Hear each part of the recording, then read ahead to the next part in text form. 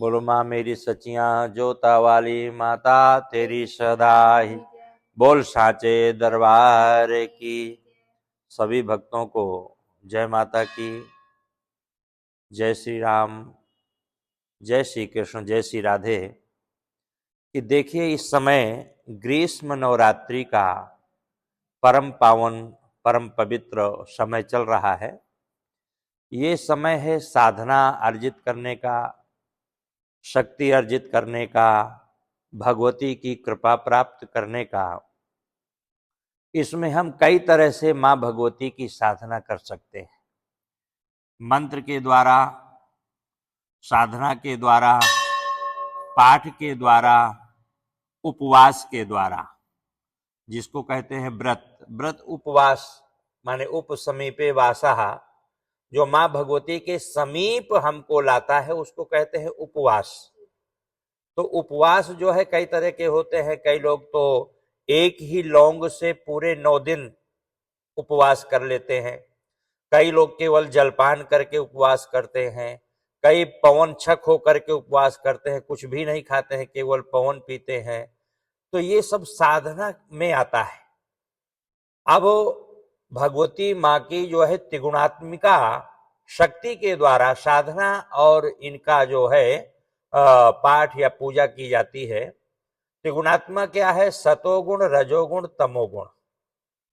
महाकाली, महालक्ष्मी, महासरस्वती यही त्रिगुणात्मिका हैं और यही आधारभूता हैं। हमारे जो देवता हैं, त्रिदेव जो हैं, इन्हीं से शक्ति प्राप्त करके और पूरे सृष्टि का संचालन करते हैं, उनका उत्पादन करते हैं, उनका संहार करते हैं। अब जैसे शिव है, शिव से आप शक्ति निकाल दीजिए। शक्ति क्या है? ई। शिव में जो ई है वही शक्ति है। जब आप इसको निकाल देंगे तो क्या हो जाएगा? 100। इसलिए बिना शक्ति की उपासना के संसार चल नहीं सकता। तो इसलिए ये जो नवरात्रि का समय है, साल में वैसे तो 4 नवरात्रि आती हैं। बहुत से लोगों का हमारे पास फोन आया कि पंडित जी गुप्त नवरात्रि चल रहे हैं। माने गुप्त नवरात्रि भी इतने प्रचलित होते जा रहे हैं कि ये जो मेन नवरात्रि है चैत्र के और कुंवार के, इनको भी लोग गुप्त जानने लगे। जबकि गुप्त नवरात्रि आषाढ़ और माघ के महीने में आते हैं। तो इस नवरात्रि में क्या है कि नाना प्रकार से, जैसे सबसे बढ़िया जो है क्या है कि दुर्गा सप्तशती का पाठ, मां भगवती की 9 रूपों में जो है पूजा होती है। जैसे प्रथमम शैलपुत्री चा, द्वितीयम ब्रह्मचारिणी, तृतीयम चंद्रघंटेति, कूष्मांडेति, चतुर्थकम पंचमम स्कंध मातेति, षष्ठम कात्यायनीति चा, सप्तम कालरात्रीति, महागौरीति चाष्टमः, नवमम सिद्धधात्री चा, नौ दुर्गा प्रकीर्तिता। तो आज मां भगवती की शैलपुत्री के रूप में पूजा होती है। दुर्गा सप्तशती के पाठ की विधि अगर आप नहीं कर सकते हैं, किसी विद्वान ब्राह्मण के द्वारा कराएं। और दुर्गा सप्तशती में ऐसे ऐसे मंत्र हैं जो प्रत्यक्ष फल देने वाले हैं। मान लो किसी लड़के का विवाह नहीं होता है तो उसके लिए दुर्गा सप्तशती में एक मंत्र है कि पत्नी मनोरमाम देहि मनोवृत्तानुसारणीम तारिणीम दुर्ग संसार सागर से शुक्लोद्भवाम। इस मंत्र का दुर्गा सप्तशती का संपुटित पाठ करने से, सविधि हवन करने से ये गारंटी है कि उस बालक का विवाह जरूर होगा।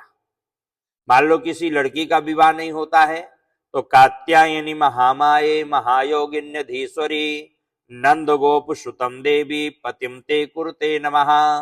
इस मंत्र से दुर्गा सप्तशती का पाठ करने से और उस बच्ची का, उस कन्या का, उस लड़की का विवाह जरूर होगा। जिसके नाम से पाठ किया जाता है या कराया जाता है या स्वयं कर सकता है।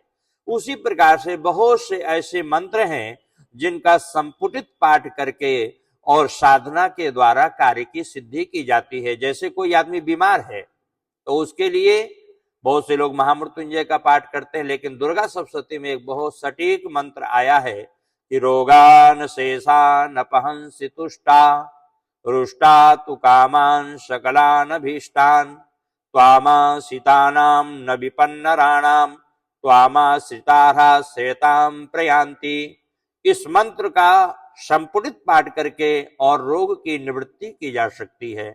मान लो किसी को लक्ष्मी की प्राप्ति करना है तो उसके लिए मंत्र है, व्यापार वृद्धि करना है तो उसके लिए मंत्र है। बहुत से दुर्गा सरस्वती में ऐसे ऐसे मंत्र हैं जिनका संपुटित पाठ करके और हम जो है भगवती को प्रसन्न करके और मनोवांछित फल की प्राप्ति कर सकते हैं।